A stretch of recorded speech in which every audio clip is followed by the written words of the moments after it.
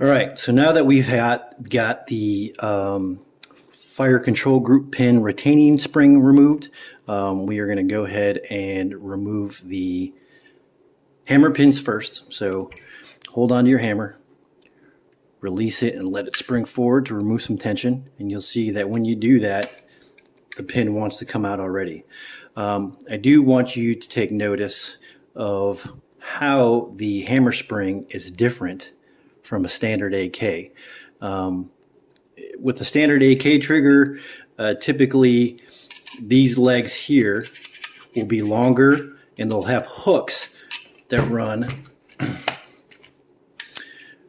little bit further this way and then wrap around down here around the trigger. On the 5.56 model, and it may be this way on other Galils, I'm not sure since this is the first one I owned. As you can see on the left hand side, they don't wrap that far around there. The left hand side ends right here, and the right hand side loops around to get around the last round bolt hold open. So if I can get it on camera, take note of where that spring runs. As you see, it coils off and runs off excuse me, the hammer, and then goes underneath the last round bolt hold open, if you want to call that an arm. So just so you know for future reference, when you go to put this back in, that's where it's going to go. One of the advantages of this type of hammer spring setup is if you've ever done other AK triggers before, when you're going to reinstall the hammer, these legs from the spring, it's like setting a little mouse trap, and typically you'll pull them back and wrap them around the front of the hammer. Some people use zip ties. Some people take an empty shotgun shell and stick it over the top to hold them in place as they load in the hammer. You don't really have to wrestle with that so much when it comes to this. You just have to know that when you go to reinstall it, you have to put it in there sideways and then turn it, because this leg here, this coil, needs to go underneath that first.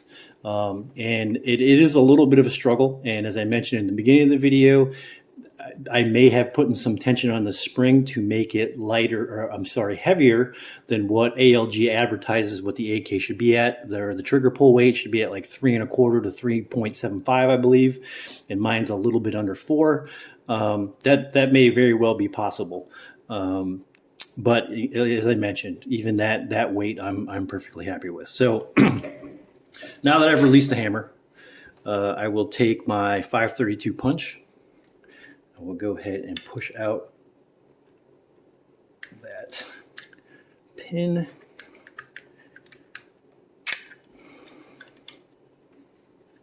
Let's see. It's kind of cocked in there. There we go. Just pushes right out. And as you see, pin just comes right out. You put that to the side. There's where the pin comes out on the left-hand side of the gun. And from there, you can slowly pull out your punch. And your hammer is technically free. So again, it turns sideways and then just kind of pulls right out of there. So note the orientation of how the spring engages with the hammer. This thing can spin around. When you go back to reinstall it, this hump in the spring should be on the aft side of the hammer, resting in that little groove. So now that we got that out, I'll push that to the side. I'm trying to remember if the ALG kit came with a new spring or not. I'm not 100% sure. Even if it does, simple to take off. You just pull off the spring here, pull it off from the other side, and then put on the new one. You will notice here, Dissident Arms, the modifications that was done to it. Looks like this lug right here has been machined down quite a bit. You can see that the fresh machining marks.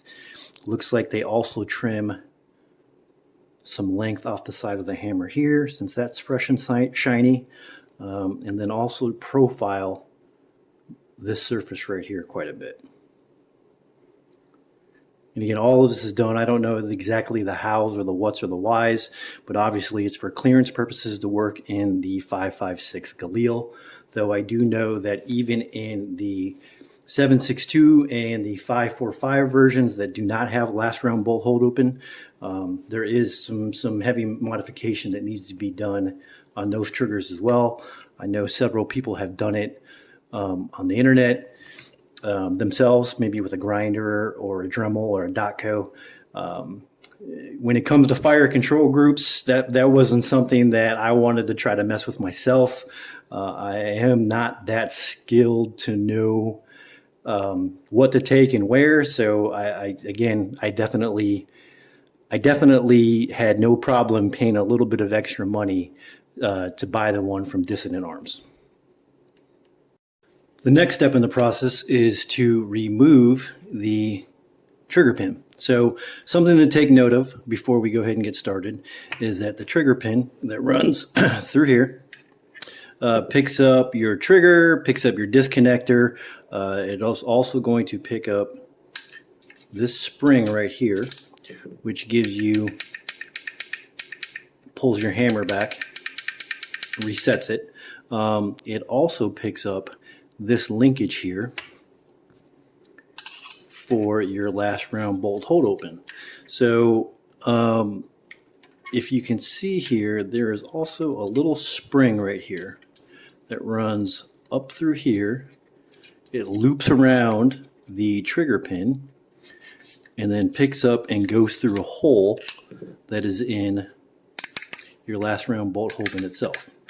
Once you pull out that spring, which if we can get it on camera, you can see it goes through the last round bolt open that's threaded. This thing will just spin freely. It'll spin in, it'll spin out. So you do want to pay attention that thing doesn't loosen completely. Again, once you pull this pin out, you don't have to remove any of this linkage for the last round bolt hold open. That's just going to go ahead and stay in there. Suggest you use a 1/8 inch roll pin punch or a regular punch, and then you can push everything through.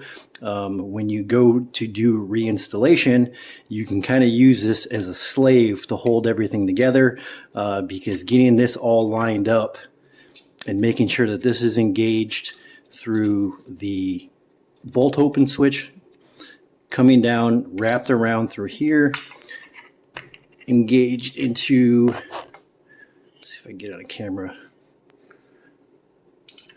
this little pocket. The spring is inside there, and then the other leg is facing downwards. So that part is a little bit of a challenge. When I first knocked it out, or knocked the pin out, everything just kind of fell apart and I kind of had to work my way through it. So again, this is where on the 5.56 model, and at least the videos that I've seen out there on the other guns, you don't see anything about that because they don't have last round bolt hold opens. So we are going to go ahead and push that pin out.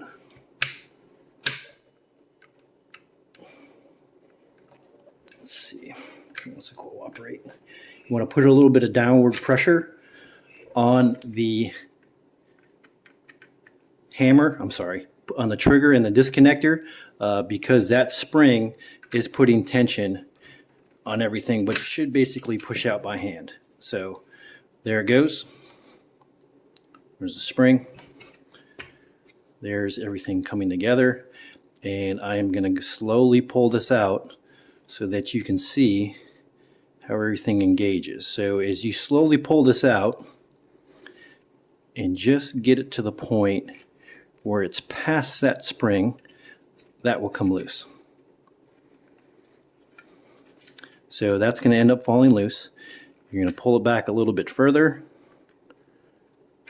And what I'm trying to do is to get the punch to just clear the right side of the disconnector, but not come completely out of where the linkage for the last round bolt hold open is. Because again, it is just easier keeping the assembly here, that is the arm, that is the retaining spring. It's just easier if you can keep that intact. it will aid you in a little bit of trouble when you're going to reinstall everything. So again, hold the fire control group down a little bit. You can see now the disconnector will come out. There is a little spring in there, which will fish out. Let's get that fall out the mag well.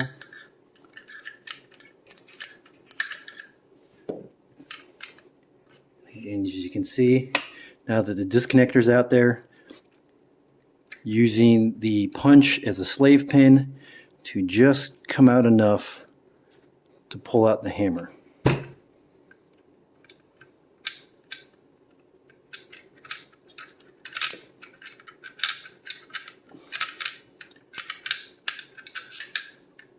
Which we have done.